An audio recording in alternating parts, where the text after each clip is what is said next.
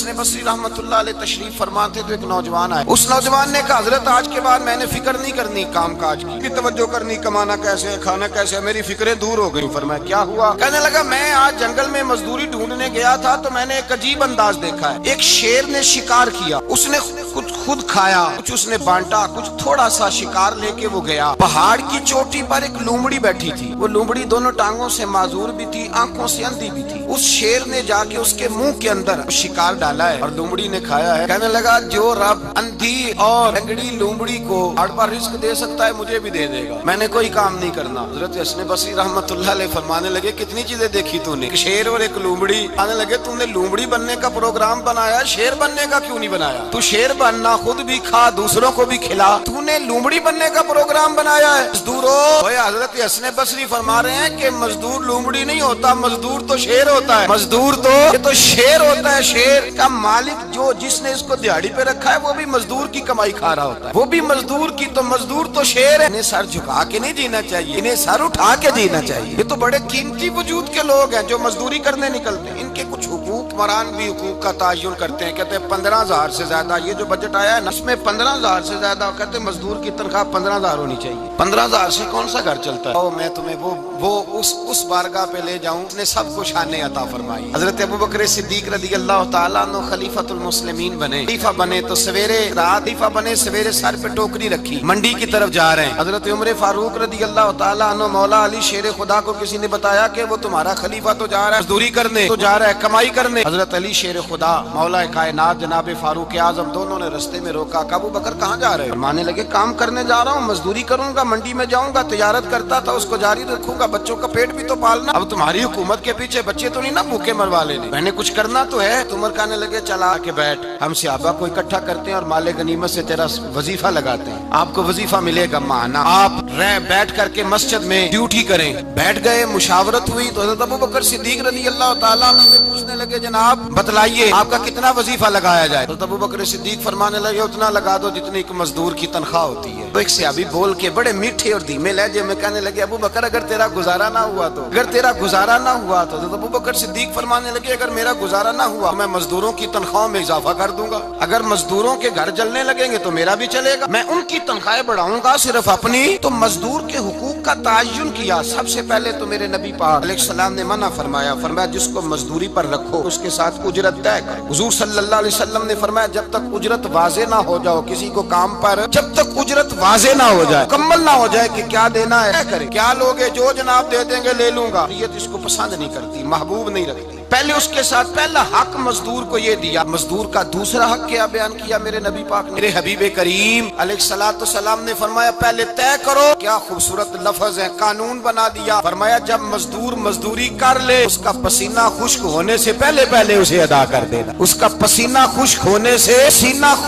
سے پہلے اسے اس کی مزدوری دے دو. ارے نے محنت کی ہے اپنے گھر جائے, نہیں کہ اس نے مزدوری کیا تو تم نے کہا نہیں ادھر سے پینٹ صحیح نہیں ہوا, یہ تو لے جا 2,000 پھر میں تیرا حساب کروں گا, ابھی ذرا میں چیک کرا لوں 2-4 لوگوں کو بلا کر کے, وہ فلاں جگہ سے نا کونا خالی رہ گیا. اللہ سے ڈرنا چاہیے. اگر اللہ تبارک و تعالیٰ نے 2-1 آدمیوں کو ملازم آپ کا بنا دیا ہے پھر خیال ہونا چاہیے. ایک صحابی اپنے خادم غلام کو مار رہے تھے تو میرے نبی پاک تشریف لائے. میں کیوں اسے مار رہا ہے؟ حضور غلطیاں بڑی کرتا ہے. نبی پاک نے فرمایا جتنا تجھے اس پر اختیار ہے نا اس سے کہیں بڑھ کر میرے رب کو تیرے اوپر بڑا اختیار ہے. کہا حضور یہ بڑی غلطی کرتا ہے, میں آخر کتنا معاف کروں؟ حضور نے فرمایا اتنا معاف کر جتنا میرا رب تجھے معاف فرماتا ہے. پتہ ہے تیری صبح سے لے کر شام تک کتنی کوتاہیاں, گزر کا حکم دیا. اللہ حق یہ دیا دوری طے کرو, دوسرا حق یہ دیا پسینہ خشک ہونے سے پہلے ادا کرو, تیسرا حق یہ دیا کہ اس سے درگزر کرو, غلطی ہو جائے تو درگزر کرو. یا رسول اللہ مزدوری کتنی دیں؟ حضور سید عالم صلی اللہ علیہ وسلم نے فرمایا مزدور کا حق بیان کیا نبی پاک, اور ایک بات ارشاد فرمائی تو اس کے اندر کئی پہلو, ایک حدیث میں کئی پہلو بیان فرمائے. بی بی پاک نے فرمایا جیسا تم کھاتے ہو ویسا ہی اسے کھلانا. بس ختم ہو گئی بات. اتنی بڑی بات کر دی سرکار نے. کبھی دیکھا ہے آپ نے کہ مزدور کو ایسے کھلایا جا رہا ہو جیسا مالک کھا رہا ہے؟ حضور نے فرمایا بھائی مزدوروں کا حق یہ ہے کہ جیسا تم نے کھانا ہے ویسا اسے کھلانا ہے. فرمایا جیسا تم نے पहनना है वैसा उसे पहनाना है। फिर मेरे हबीब करीम अलैहिस्सलाम ने इरशाद फरमाया, उसकी हिम्मत से बढ़कर तुम उस पर बोझ नहीं डाल सकते, इतना काम वो कर नहीं सकता उतना तुम उसे दे नहीं सकते। और फरमाया अगर उतना काम देना है जो उसकी हिम्मत से ज्यादा है तो मैं उसके मालिक को कहता हूँ वो भी उठ के मजदूर के साथ काम पे लग जाए। अल्लाह भी तुम पर वो बोझ नहीं डालता जो तुम उठा नहीं सकते। किसी मजदूर को तुम ऐसा काम नहीं बताओगे। हजरत उस्मान गनी रदी अल्लाह तआला अन्हु एक दिन हजरत उमर फारूक से कहने लगे, उमर बस कर दे यार, तेरे बाद भी तो लोगों ने खलीफा बनना है, कैसे को तेरे रास्ते पे चलेगा। तो हजरत उस्मान गनी से जनाब उमर कहने लगे क्या हो गया। फरमाने लगे कल मैं देख रहा था कि लोग बाग में मजदूरी कर रहे थे और आप अमीरुल मोमिनीन होके उनका हाथ बटा रहे थे। हाथ बटा रहे थे तो हजरत उमर कहने लगे बूढ़े थे, बीमार थे, मजदूरी कर रहे थे तो पसीना बह रहा था, क्या हो गया अगर थोड़ा सा मैंने साथ दे दिया। हजरत जनाब सैयदना फारूक आजम लफ्ज कहते हुए रो पड़े। अब फरमाने लगे मैं किसी बादशाह का शहजादा नहीं, मैं भी उसी बाप का बेटा हूँ जो ऊंट चरा के गुजारा किया करता। मैंने आगे बढ़ के लोग हैसियत भूल जाते हैं, हैसियत भूल जाते। अल्लाह तबारक व तआला जब कुछ अता करता है का रवैया अपने मातहतों के साथ इतना सख्त और जाबिराना आमिराना हो जाता है, इस कदर ज्यादा उनके लबो लहजे में कड़वाहट आ जाती है, साहस ही नहीं करते कि जो सामने बैठा है बड़ा एक ही इंसान है और वो तकलीफ में है, वो आजमाइश में अपने आप को मुब्तला समझ रहा है। हजरत अबू ज़र गिफारी अल्लाह तआला अन्हु फरमाते हैं मैं अपने मातहतों के हक में बड़ा सख्त था, सख्त थी मेरी तबीयत, मेरे गुलामों की जुर्रत ही नहीं थी कि वो मेरे सामने गुफ्तगू कर सके, ठहर भी सके। माते जिस दिन मैं कलमा पढ़ने गया मैंने कहा हुजूर कोई खास नसीहत, तो नबी पाक ने फरमाया मेरी नसीहत तेरे लिए ये है जैसा तूने खाना है वैसा ही गुलाम को खिलाना है, ऐसा तूने पहनना है वैसा ही गुलाम को पहनाना है। हजरत अबू ज़र कहते हैं जो मेरे अंदर कमी थी वही मेरे नबी ने नसीहत कर दी, जो मेरे अंदर कोताही थी वही गैब जानने वाले रसूल ने बतला दी। फरमाते मैं घर गया, जब मैं जाता था तो मुलाजिमों का सांस खुश्क हो जाता था, कांपने हाँपने लगते थे कि जाने अब ये क्या करेगा। हजरत अबू ज़र गिफारी फरमाते मैं गया, एक शख्स से मैंने कहा खाना पकाओ, खाना पकाया, दस्तरखान पे लगाया और अपने सारे मुलाजिमों को कहा आओ यार मेरे साथ बैठ के रोटी खाओ, आओ सारे मेरे साथ बैठ के खाना खाओ। फरमाते उन्होंने खाना खाया, फिर मैं उनको बाजार ले गया, जैसे कपड़े मैं पहनता था वैसे मैंने उनके लिए भी खरीदे। फरमाते मेरे गुलाम कहने लगे आका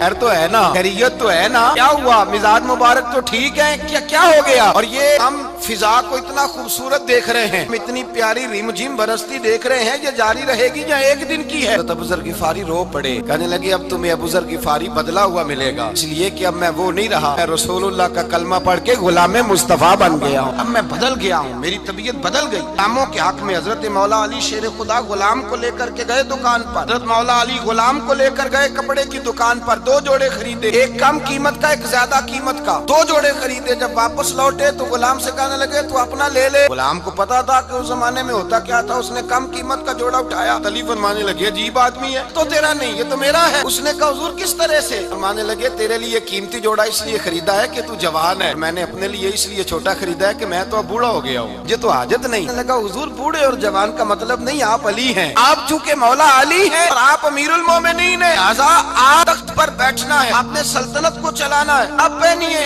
अली फरमाने लगे तू मेरा गुलाम बना है ना, तूने अभी मेरे नबी का दीदार नहीं ना किया, तू बाद में आया है ना, तू उस दौर में होता तू जान जाता। ये अमल मेरा है पर इसके पीछे जो नसीहत के फूल हैं वो मुस्तफा के अता फरमाए हुए। आई याद रखें ये करीम सैयद आलम सल्लल्लाहु तआला अलैहि वसल्लम ने तायुन फरमाया मजदूर के हुकूक का। हकीम बिन हिजाम कहते हैं मैं हुजूर की बारगाह में बैठा था तो नबी पाक सल्लल्लाहु अलैहि वसल्लम से मैंने कहा या रसूल अल्लाह आपको कौन सा आदमी पसंद है, कौन सा मेहनत करने वाला पसंद है। हुजूर ने फरमाया जिसके दोनों हाथ काम करें, दोनों पैर चलें, उसकी पेशानी पर पसीना आए, वो बंदा मुझे बड़ा अच्छा लगता है। आज लोग मजदूरी नहीं करते, दाएं बाएं देखते हैं, वो के अंदर वो तवानाई, वो गैरत, वो खुददारी पैदा नहीं करते। भाई दन को झुका देता है खैरात का पत्थर, जहाँ में मांगने वालों के सर कभी ऊंचे नहीं होते। एक बार कहने लगे गैरत है बड़ी चीज जहाँ ने तगो दो में पहनाती है ये फक्र को ताजे सरदारा। अपने अंदर ये तवानाई पैदा करनी चाहिए, कोशिश करनी चाहिए। मेरे नबी करीम सल्लल्लाहु अलैहि वसल्लम ने फरमाया तुम्हारे बाज गुनाह ऐसे हैं जो सिर्फ तुम मजदूरी करने जाओगे तो अल्लाह तुम्हारी मजदूरी की वजह से ही तुम्हारे गुनाह माफ फरमा देगा। अल्लाह तुम्हारी मेहनत और कोशिश के सबब से तुम्हारी उन गलतियों से हरगुजर फरमाएगा।